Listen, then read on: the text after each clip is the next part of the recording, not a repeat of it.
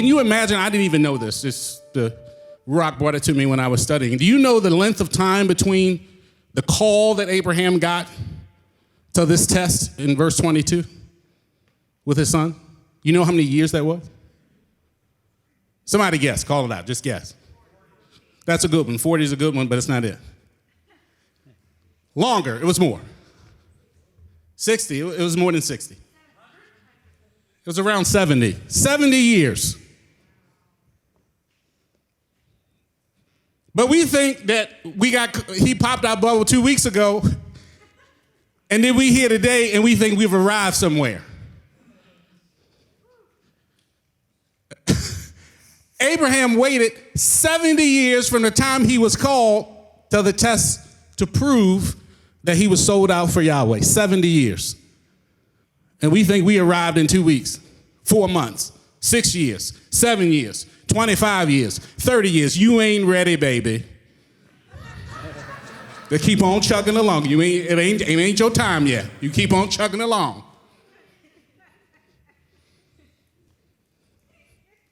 You ain't made it. But we think, because he popped our bubble, that he called us, that we made it. Many of you are sitting here and online have not chosen to respond. What? I had to do something? I thought he just poked my bubble, popped my bubble. I come to assemble to the place that he showed me, which is Beshalom m.t.o.i, and I'm here now.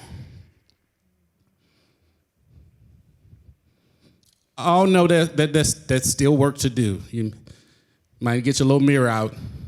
There's still work to do. Don't look at nobody else. Look, where's my mirror at? It's still work to do. You haven't arrived. 70 years. For what? Let's read. And it came to be after these events that Elohim tried Abraham. What events? If you read Genesis 12 to Genesis 22, you'll find out there's a lot of events, a lot of trials and testing Yahweh took Abraham through to get him to the point where now he could trust him enough to do what he said do. And I would imagine he had to have some kind of relationship to hear the Creator back in chapter 12 tell him to go, not knowing anything, and have enough faith to do it. I mean, so he had what it took. He had the abilities, right? You guys remember me talking about that? He had the abilities within him. Yahweh knew what he had in him because he made him, right? So he knew he had the ability in him to do what he called him to do, but there's still testing and trials and proving and fire and pruning. He brought him out to bring him in. And what did Abraham say? He said, "Here I am."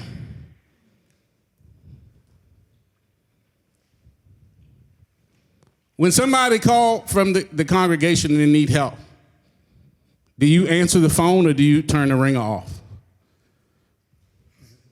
I'm not judging. Sometimes when Rabbi Steve called, no, I'm teasing. Like somebody, shut the ring off. No, I'm teasing.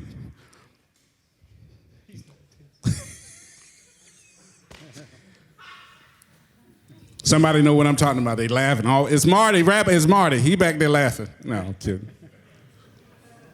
But when we call for help, we put it out on Facebook and we ain't start calling too many people. I called a few people because they said that they would come if I called, and they do come. And I appreciate that. But are you saying, here I am, now that you've got to the place that Yahweh showed you when you left from where he told you to leave? You put aside family and relatives and friends, and you left from that place, and you came to where you are now, and you show up. Are you saying, here I am, or you show up saying, here I am in need? I need. I'm consuming, I need. Well, there's 500, 600 teachings online. You need all the need you get can get filled online.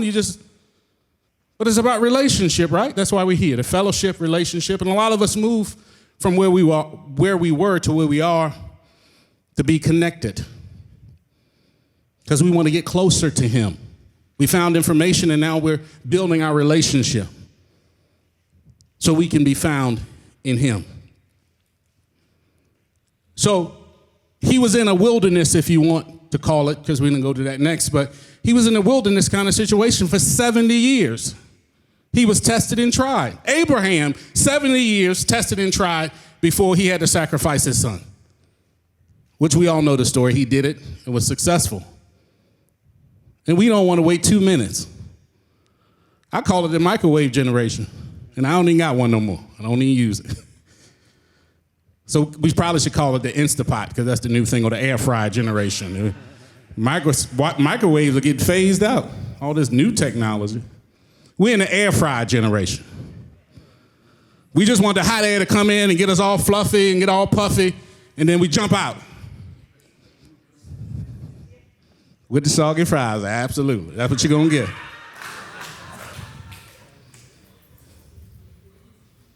Or the Instapot.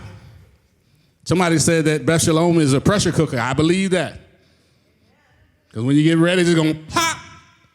You're going to grow where you're going to go. You're definitely going to grow here. You can't possibly sit here online and listen every week and not grow. You might grow to the point that you just grow in anger. I don't know. And a lot of you grow in anger because you don't want to deal with your mess. You want to come and bring your mess to us to deal with. And guess what? Many of you know I'm going to show you that door. Oh, y'all can't see it. Y'all can't see my door. I show you that door. I said, look, either you're going to get it right, we're going to work it out, or don't you come through this door again until you do it. No, not Elder Billy. Did you pray about it? Are you seeking him for yourself? Are you remembering all the tools and the lessons and the journey that he brought you through to get you to where you are? Did you leave it all behind thinking that somehow miraculously is going to happen for you by osmosis? He brought you out to bring you in closer to him, not further away.